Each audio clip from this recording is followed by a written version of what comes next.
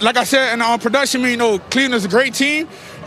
We beat them early in the season, but, they had to switch, and they came out here to play. It was a tough fighting game between two tough teams in the ALC, and we just came out with a victory.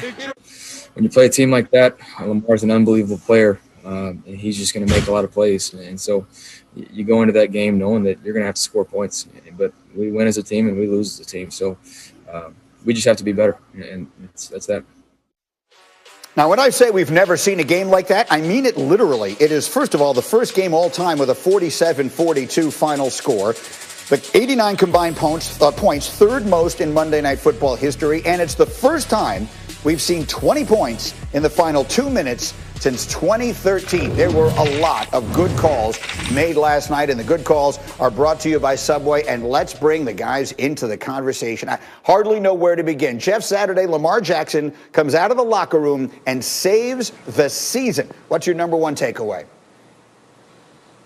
Game of the year, hold my beer. Man, this was absolutely incredible. And Lamar Jackson saved the Ravens season. And you can't say it any other way. And if you think about that fourth down play, comes jogging out of the locker room, gets on the field, and makes this throw to Hollywood Brown, the only reason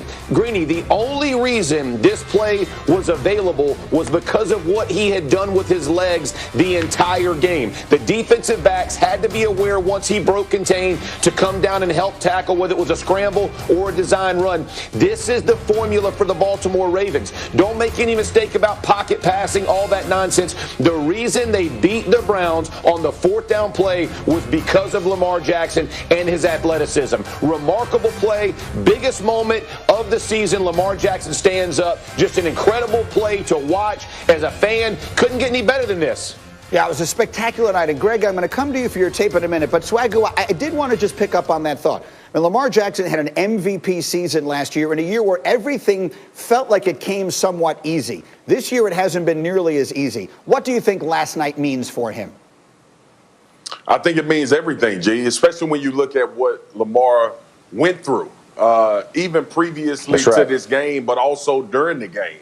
And you think about his mentality, man. I mean, we talked about it yesterday on NFL Live. I thought he was going to have to be Superman, and that's exactly what he was. He's the best player outside of Patrick Mahomes when he's on the field. He's the most terrifying player with the ball in his hands, and you saw it last night. He creates for everyone.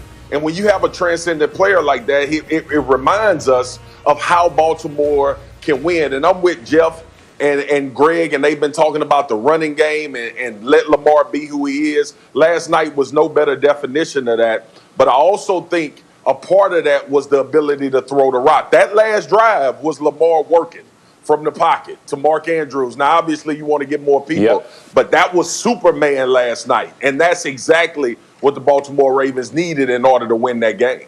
Show us, Greg. You've got some tape together. Show us what we saw in Lamar last night.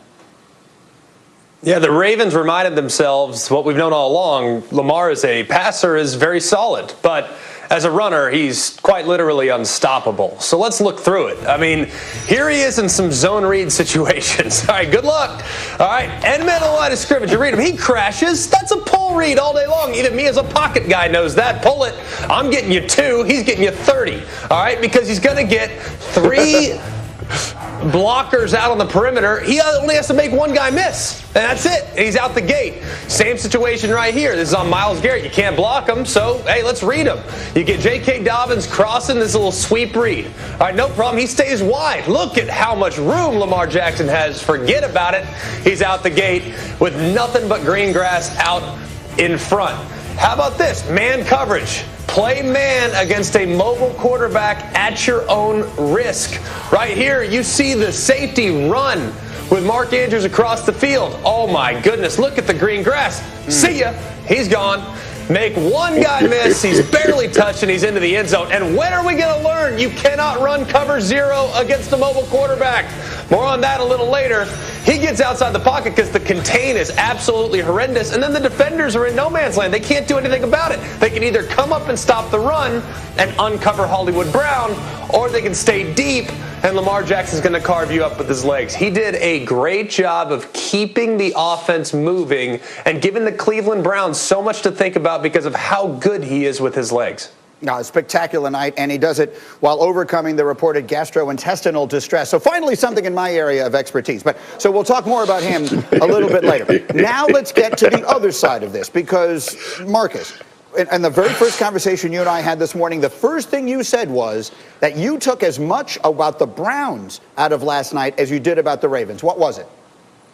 Yeah, offensively, G, let me make that caveat. When you look at what Baker Mayfield and this offense was able to do, look, for as good as his performance was, the ability to answer, right? Going down 28-14 and being able to work themselves back in that game. Baker didn't get overzealous. He didn't press. He took what the defense gave him. And Stefanski always wants Baker Mayfield to play like he played last night, because it lends itself to him being their franchise quarterback and playing really well. He answered questions for me last night. When you talk about pressure, when you talk about the ability to make plays, when everything is on the line, the fourth down, scramble, touchdown, like all of these plays, it's a culmination of a lot of things that Baker Mayfield was able to do last night, that for the first time since I've been watching him in big moments, he looked poised and he looked as good as any quarterback in the league. So that answers questions. From an offensive standpoint, it's going to be very hard to stop this football team if Baker Mayfield take care of the football. And I know the interception was catastrophic, and you can point to that. But that is him pressing. But he got immediately away from that and answered again and brought this team back to actually give them a lead. Only thing is, Superman was on the other damn side of the field. Yeah, he left 64 seconds on the clock. Greg, I know you'll have some tape on Baker for us a little bit later, but it feels like every game he plays is a referendum on literally his entire career.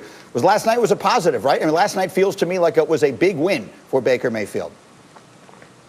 Greeny, I think it's the best I've ever seen him look. The first half, obviously a couple weeks ago, was pretty remarkable, 4 first-half touchdown passes.